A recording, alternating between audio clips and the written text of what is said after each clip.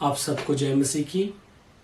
मेरे प्रिय भाई और बहनों, मैं आप सबका धन्यवाद करता हूं कि आप सब हमारे लिए प्रार्थना करते हैं और आप लगातार हमारे लिए प्रार्थना कर रहे हैं, जिसकी वजह से हम फलवंत और आशीषित हो रहे हैं। और हम सब भी, आप जितने भी प्रभु के लोग हैं जो इस देश के या इस दुनिया के हर एक क्षेत्रों में रहने वाले मसीह भाई और बहनों के लिए हम निरंतर प्रार्थना कर रहे हैं। और आप सब भी हमारे परिवार के लिए प्रार्थना करें। हम एक छत्तीसगढ़ से हैं और छत्तीसगढ़ में डिस्ट्रिक्ट है बिलासपुर, और उस बिलासपुर के अंदर एक गांव है जिसका नाम है पचपेड़ी, और यहाँ पर रहकर हम पिछले 6 सालों से हम सेवा कर रहे हैं। और इससे पहले भी हम कई जगहों में सेवा करके परमेश्वर ने हमें यहाँ पर भेजा है, और आप सब लोगों का प्यार हमें मिल रहा है, इसके लिए हम आपका धन्यवाद करते हैं। और अब तक अगर आप लोगों ने हमारे चैनल को सब्सक्राइब नहीं किया है तो सब्सक्राइब करें और बेल आइकन बटन को दबाएं, और आप हमारे चैनल को सब्सक्राइब करें और हमारे चैनल को फॉलो करें आत्मिक संदेशों को सुनने के लिए। आइए हम सब परमेश्वर के वचन में आज शाम के समय हम जाएंगे, और परमेश्वर का वचन जो हमें हर बातों में हमारे जीवन के लिए लाभदायक है, और ये वचन हमारे जीवन को बदलने के साथ साथ हमारे जीवन को परमेश्वर के उस अगम्य और अद्भुत ज्योति में उद्धार का अनुभव के लिए परमेश्वर हमें तैयार कर रहा है। मेरे प्रियो, हम बाइबल में जब हम देखते हैं न्यायों की किताब में, और न्यायों का जब हम 13 अध्याय पढ़ते हैं, वहां पर एक प्रभु के दास, एक प्रभु के जन के बारे में हम पढ़ते हैं जिसका नाम है शिमशोन।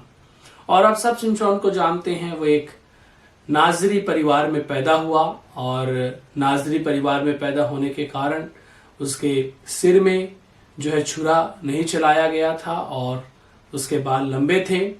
परमेश्वर ने एक बड़ी योजना के तहत, एक बड़ी दर्शन के तहत, जब इजरायली फलिस्तियों से हारकर 40 वर्ष तक के लिए फलिस्तियों के हाथ में चले गए, ऐसे समय में परमेश्वर शिमशोन को भेजता है, और शिमशोन जो है 20 साल तक इजरायली का लोगों का न्याय करने के लिए वो सेवा में रहता है। लेकिन मेरे प्रियो, शिमशोन के बारे में देखते हैं, वो बहुत जो है ताकतवर था, सूरवीर सूरमा था, बलवान था, बल से भरा हुआ था।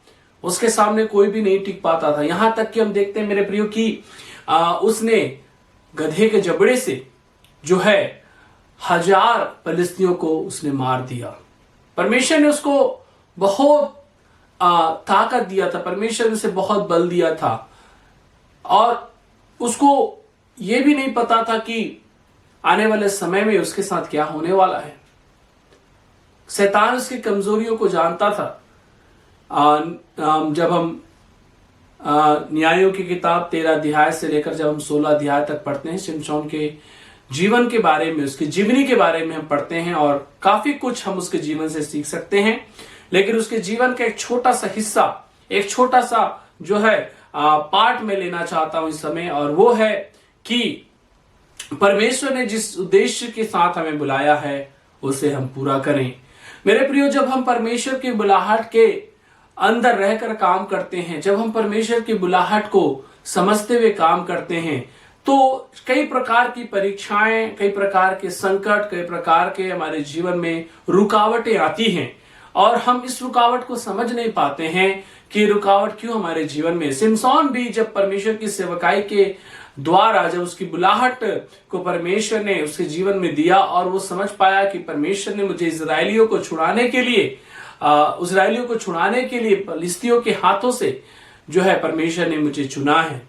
मेरे प्रियो, परमेश्वर का दास शिमशोन जब अपने इस उद्देश्य को पूरा करने के लिए, जब वो अब समझो अपने घर से निकला, उसके जीवन में जो है एक कमी थी, वो थी लड़की। एक कमी, उसके जीवन में जो कमी थी वो है लड़की। और हम जानते बाइबल में कि एक लड़की है जिसका नाम है दिलैला, और वो जो है फिलिस्ती लड़की थी और उसने उसे अपने जाल में फांस लिया।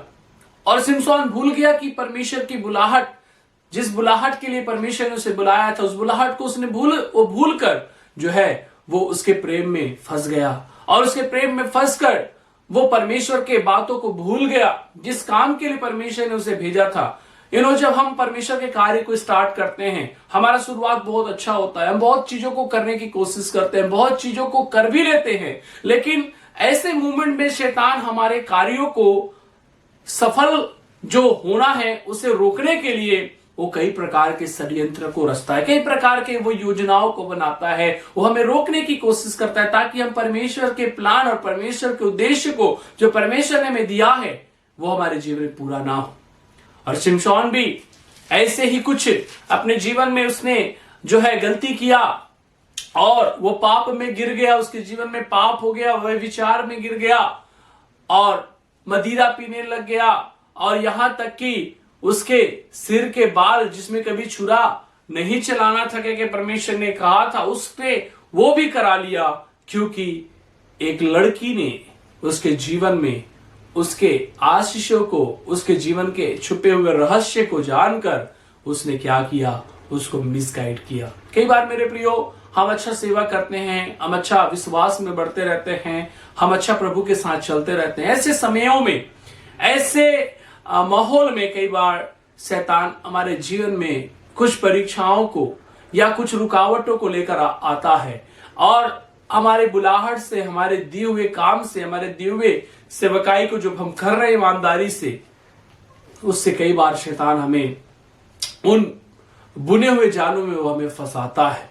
कई बार हमें पैसे का लालच, कई बार हमें लड़की का लालच, कई बार हमारी कमजोरियों को जो शैतान जानता है उसे हमारे सामने लेकर आता है और हमें हमारे जीवन के बुलाहट से, जो परमेश्वर की एक बड़ी बुलाहट है, उसे दूर करने की हमें कोशिश करता है। लेकिन हमें समझना है कि आपके और मेरे जीवन में सबसे पहला स्थान जो है वो परमेश्वर का बुलाहट, जो उद्देश्य जो प्रभु ने दिया है उसे मुझे पूरा करना है। और कितनों भी जीवन में रुकावट आ जाए, कितनों भी हमारे जीवन में प्रलोभन आ जाए, हमें उसका शिकार नहीं बनना है। हमें हमेशा याद रखना है कि मेरा बुलाहट, मेरा चुनाव जो है परमेश्वर की ओर से है और जो परमेश्वर ने मुझे दिया है योग्यता, जो परमेश्वर ने मुझे दिया है बुलाहट, उसे मुझे पूरा करना है और उसे ही मुझे जो है मेरे जीवन में, उसको ही मुझे प्राथमिकता देते हुए आगे बढ़ना है। हम जानते हैं जब हम न्यायों की किताब उसका 14 अध्याय उसका 18 वचन पढ़ते हैं, तब लिखता है, तब 7वें दिन सूर्य डूबने ना पाया था कि उस नगर के मनुष्य ने शिमशोन से कहा, मधु से अधिक क्या मीठा और सी से अधिक क्या बलवंत है। उसने उनसे कहा, यदि तू मेरी कलोर को हल में ना जोतते तो मेरा पहली का कभी नहीं बुझते।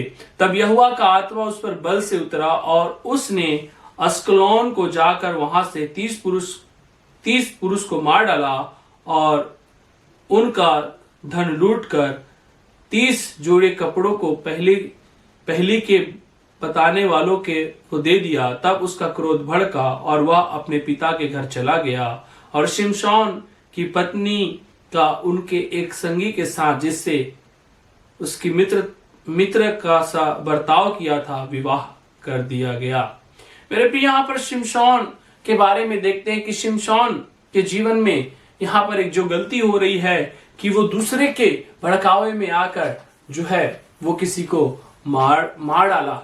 मेरे प्रियो, कई बार हमें भी कोई ना कोई आकर हमें उकसाता है पाप करने के लिए। कोई ना कोई हमारे जीवन में ऐसा व्यक्ति जो हमारा विद्रोही हो सकता है या हमारा मित्र भी हो सकता है। कई बार वो हमें आकर, हम जो अच्छा कर रहे हैं उसको वो कई बार हमें भड़काने की कोशिश करते हैं, कई बार हमें मिसगाइड करने की कोशिश करते हैं। लेकिन हमें उस समय हमारे विवेक को, हमारे विचारों को हमेशा यही कहना है कि जो मैं कर रहा हूं वो परमेश्वर की इच्छा है और मैं इस इच्छा को छोड़कर, मैं किसी के बातों में आकर, मैं परमेश्वर की व्यवस्था को तोड़कर मैं पाप नहीं करूंगा, मैं पाप का भागीदारी नहीं बनूंगा। चाहे मेरे जीवन में दुख हो, चाहे मुसीबत हो, चाहे परेशानी आए या विपत्ति भी आ जाए, तो भी मैं परमेश्वर के कार्यों को, परमेश्वर के दिए गए उसके एक बड़ी उद्देश्य को मैं पूरा करूंगा। आप और मैं किसी के भड़कावे में ना आए, चाहे वो विश्वासी हो, चाहे वो पास्टर हो, चाहे कलीसिया हो। आप हमेशा परमेश्वर के वचनों को पढ़कर, परमेश्वर की अगुवाई को मांगते हुए, पवित्र आत्मा को अपना एक अच्छा लीडर, एक अच्छा अगुवा, एक अच्छा टीचर बनाते हुए अपने जीवन का जो है आप जो है अपने जीवन में आगे बढ़े मेरे प्रियो। तब आप कभी नहीं गिरेंगे, कभी धोखा नहीं खाएंगे और परमेश्वर के उद्देश्य को आप पूरा करेंगे।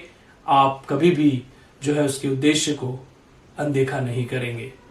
तो आप अपने जीवन में परमेश्वर के दिए हुए योजना को पूरा करने के लिए आप किसी के भी बात में ना आए। शिमशोन दिलेला के भी बात में आ गया, उसने उसको भड़का दिया, उसने उसके मन को, उसके विचार को जो है बदल दिया। कौन है आपका शत्रु? कौन है आपका दुश्मन? कौन है आपका विद्रोही? वो जो आपको गलत रास्तों में लेकर जा रहा है, वो जो सही रास्तों में आप चल रहे हैं वहां से आपको भटकाकर बुरे रास्तों में लेकर जा रहा है, वो आपका एक बहुत बड़ा शत्रु है। उस शत्रु हो सकता है आपके अंदर होगा, आपके मन में होगा, आपके पड़ोस में होगा या कलीसिया के अंदर होगा, जो आपको हमेशा गलत रास्तों पे जाने के लिए उकसाता है। आप प्रार्थना करें, परमेश्वर मैं कभी भी अपनी मंजिल से ना भटकूं, कभी भी मैं अपने रास्ते से ना भटकूं, वरन मैं परमेश्वर की इच्छा को पूरा करने के लिए, हर मुमकिन से मुमकिन चीजों को करने के लिए मैं तैयार हूं। परमेश्वर आप सबको आशीष दे इस छोटे से वचन के द्वारा। प्रभु आप सबके हर एक जरूरतों को पूरा करे और परमेश्वर का उद्देश्य आपके जीवन में पूरी हो। सबको जय मसीह की।